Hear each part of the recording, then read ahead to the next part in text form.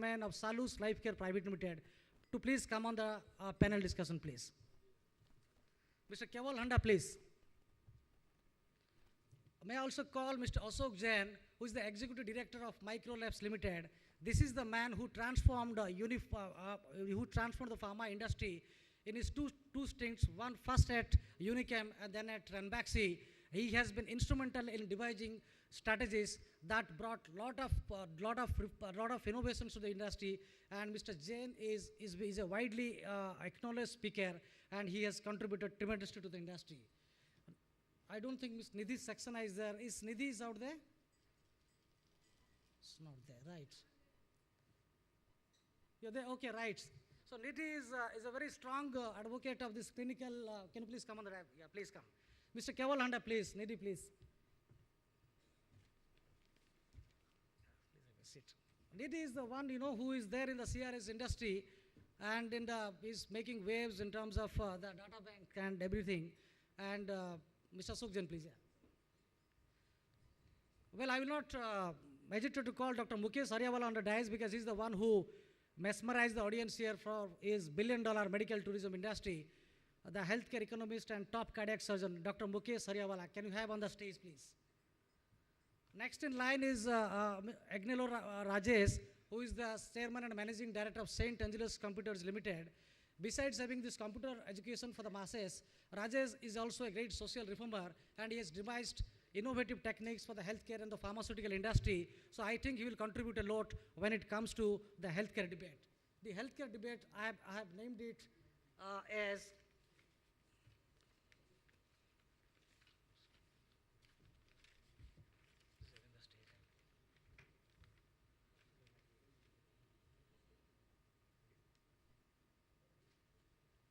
when we're talking about this India's versus China debate again, so these veterans of the industry will be throwing some light to you, and please come on the dais, please. Last but not least, so there are two. May I invite Ruchi also? Ruchi Das also, please come and have the dais, please. Ruchi is the CEO of organization which gives a lot of influence to the market research. Can I invite Dr. Srinivasan to moderate this entire debate, please? Can I have you, please? Thank you. Thank you.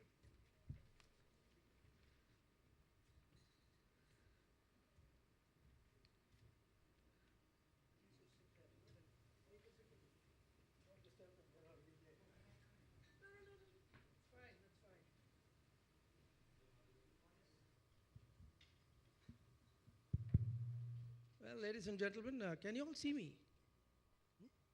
Perhaps you can shift this a bit.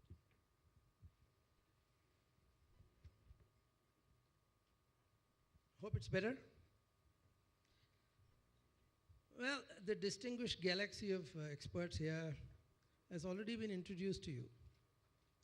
So I don't think there is any need for us to go into the background and the experience and expertise of the individual members. Let's straight away go on to the topic and see what best we can do by way of doing justice to this interesting topic. Mr. Brahma, what's the time limit? May I know? No, but when do we stop? When do we stop? Okay. Okay. My clock says 4:26. Is 5 o'clock okay?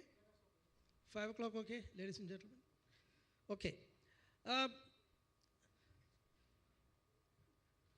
Can I request you, madam, to share your thoughts on what do you think about India becoming a superpower?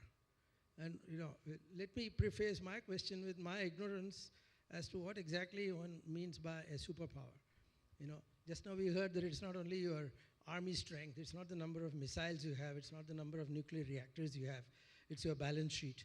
And then somebody says, no, it's something called happiness index, So Bhutan is the most powerful country in the world because everybody is happy there. What do you understand by a superpower? Can you throw some light and also tell us how in your respective area you can make India a superpower or help make India? Does it make sense? I hope I'm making sense. Yes. Thank you. Completely. So thank you for having me, first of all, in this such an elite panel. And I'm overwhelmed that I get this opportunity to actually share my experiences with you guys. superpower is a very relative sentence, as you rightly described. And according to me, a company or a country becomes a superpower when they have got 90% of it right, probably of everything right. It does makes a lot of sense to keep your capex in control, at the same point in time stabilize growth, but at the same point in time not do something that other people would have done wrong in the past. I think India has all the ingredients in the pharma market to be a superpower of tomorrow, be it manufacturing, be it the R&D and the research facilities and so on and so forth. Probably we are one of the biggest manufacturers of generic drugs and distribution and exports in the world. I think what it requires right now is a little bit of thinking in terms of where we have not got it right, be it policy, be it incentives to all the stakeholders in the value chain, be it technology, and be it our next 5 years plan. So I think that's what the debate is all about. So I will leave it open to the floor. Thank you. Thank you. Yeah, would you like to take it up right now, or may I request you to hold on if you don't mind? Yeah, I think so, because I have just opined on my definition of what is a superpower, and I am a firm believer of an economic superpower. But having alluded to some of the things that I demarcated, I'm going to pass it on to some for newer thoughts on definition of superpower. That's exactly So- what I thought I should do. Ma'am, what do you think? I think, firstly, thanks for having me on the panel. My name is Nidhi Saxena. I run a clinical trial company by the name of Karmic Life Sciences. So I think we are living in the age of knowledge. So real superpower is the country which will have the maximum intellectual capital and innovation capital that would ultimately lead to the economic capital as well. So I think that's my definition of a superpower. How about you, sir? You are a great educationist, and I deliberately use the word great because, looking at your CV or the biodata, you have worked on literally thousands of persons at various levels, on the IT front. So combining healthcare and IT and with your expertise and experience, what do you conceive about being a superpower? Well, the horsepower days are gone, and these are the manpower days.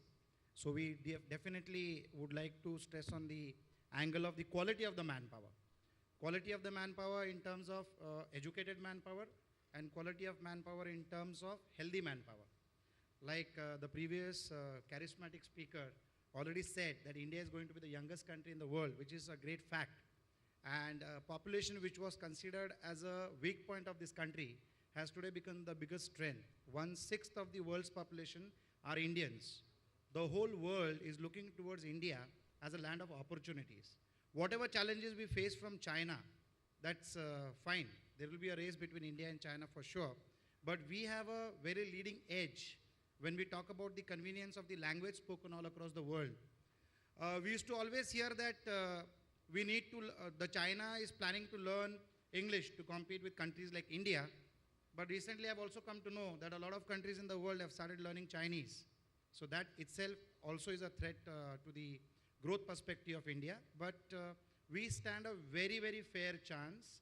The challenges of this country are opportunities to the rest of the